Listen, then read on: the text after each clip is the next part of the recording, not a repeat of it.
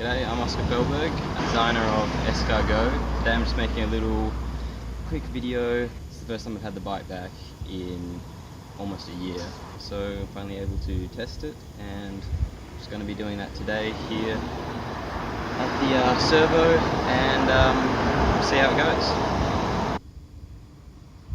So the battery is currently fully charged, and one of the things I want to learn today is how long it lasts, because I've never actually ran the bike until it goes completely flat.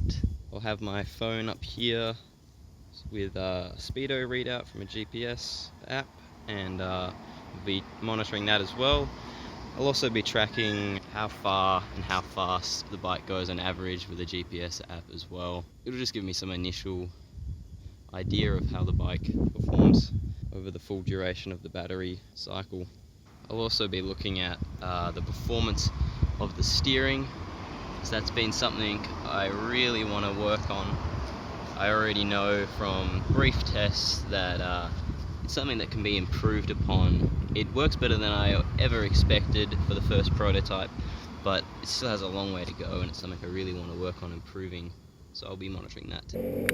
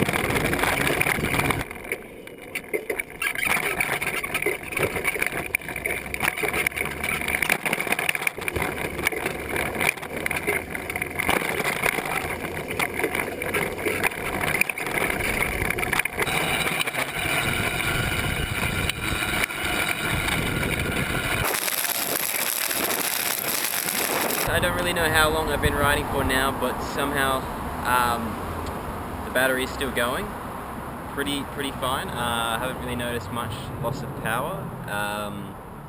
Sort of exceeded my expectations there. Overall, everything has actually exceeded my expectations. I'm kind of really getting a feel for the bike now. It's really,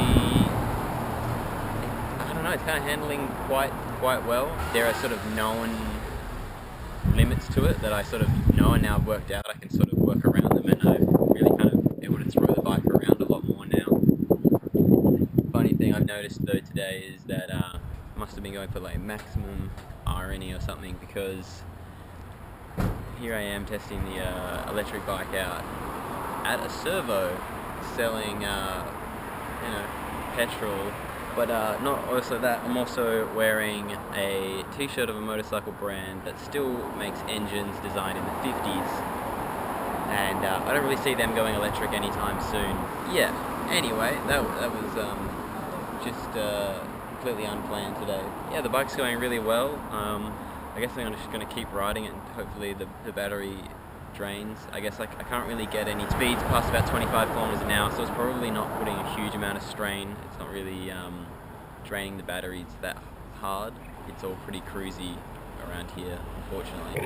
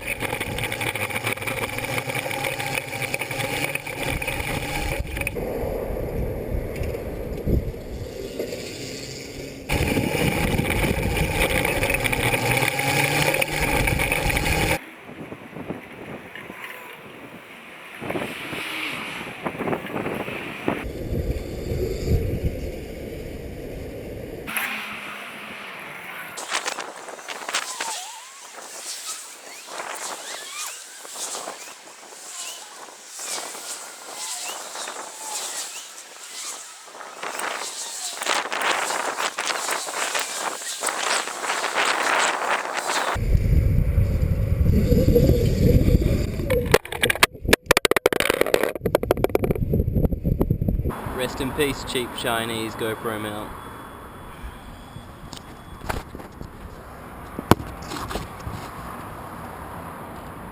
So yeah, the GoPro fell off the pole. Kind of thought that might happen. Anyway, the battery's still going. It's been quite a while running out here now. Kind of a little bit bored. It's not exactly the most exciting place to ride. Also had a few sketchy moments because the ground is not ideal. You know, there's oil everywhere as it's a petrol station. So I'm just gonna stop for today. It's kind of been pretty useful. So this is pretty awesome. This is I had Strava on today just to record things like moving time. So I'm riding around for an hour today, which is double the time I thought I'd get. Went 15 kilometers at an average speed of 15 kilometers an hour, obviously, as I did an hour. Yep. Anyway, you can see my speed was pretty consistent. Max speed 25.6 kilometers an hour, which is pretty much what I thought. It's what I was sort of seeing on the speedo. Is this one here? It's called Digi HUD for a heads-up display, and it's pretty good. Gives you pretty much everything you need, all on the phone. So it's nice and clear to read as well. Yeah, the only thing I haven't been able to do is run the battery fully flat, and that's okay. I'll get around to doing that sometime soon. Hopefully take the bike somewhere a bit bigger, a bit more open, like a big car park somewhere. It's easy to ride around, but I can get this thing up to a bit more speed and can really see what the limits of the battery is. Really, the steering, I sort of felt like tested that pretty thoroughly today. It wasn't 100% there, but I mean, it did 90% of what I wanted it to do when I was going around. The guy's on his phone. So yeah, I think I was having to steer a lot today with the brake and throttle to compensate for the steering not being 100% there. It seems to sort of, because it's not really light steering at the moment. There's a lot of friction in the system that I need to remove. It sort of locks onto certain angles, and once you're locked onto that angle of that turn, to keep that turn going nice and with nice stability, you sort of end up using the brake and the throttle to maintain that turn. That's not great, but it at least allows me to keep riding and go through. And, I mean, it actually handled, even with that, it handled pretty amazingly today. The turning radius is just pretty ridiculous. even though the wheelbase of this isn't actually much wider than a standard motorcycle. It just looks it. It isn't. But the turning radius is there for sure, which is really, really good. So yeah, the list of things that I want to do on this are pretty long. Some of them are, you know, fairly cosmetic. Things like the peg position isn't great. It's a pretty quick change. But then there are also things like completely readjusting the front end and making quite major changes there that are quite involved. They're not just one afternoon sort of changes. So there are things like that, and just to give you an idea of what I'm thinking. But yeah, otherwise today was pretty successful, I think.